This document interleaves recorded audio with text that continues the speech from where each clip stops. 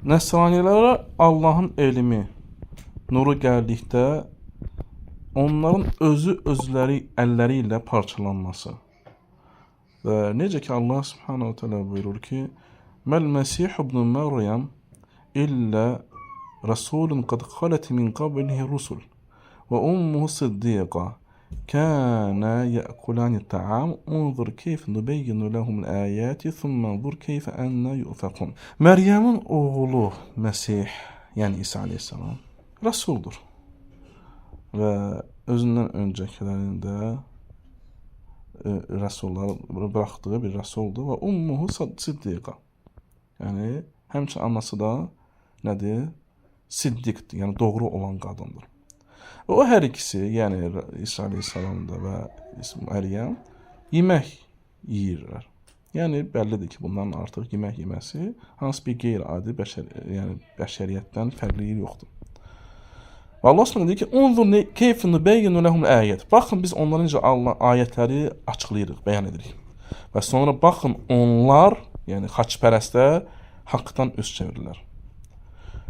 Və bu ayənin mənasını götürdük. Yəni ki, necə onlar, yəni xaçpərəstlər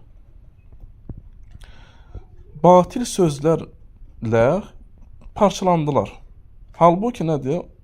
Haqq bir dənədir, nur bir dənədir, zülmət isə çoxdur.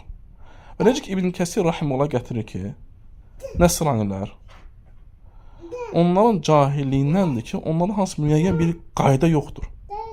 Nə küfrlərdə hansı bir hədd yoxdur. Və onların əksinə sözləri və azğınları yayılmış vəziyyətdədir. Onlardan bəzi etiqad edir ki, o, yəni İsa əleyhissalam ilahdır. Bəziləri etiqad edir ki, o Allahın şərikidir.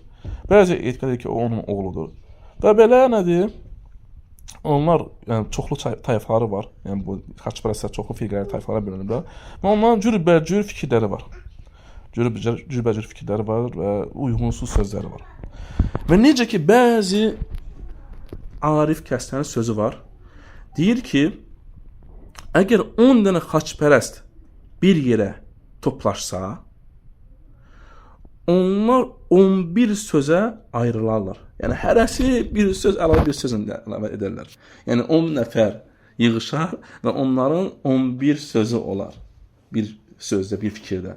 Yəni baxın onların azğınlığı və zəlaləti nə qədər ortadadır. Ona görə bizim üçün bu şeydə ibrət o var ki, biz haqq olan Allahın ayətinə tabe olmalıyıq və başqa fikirlərlə, düşüncələrlə gəlməməliyik və parçalamamalıyıq.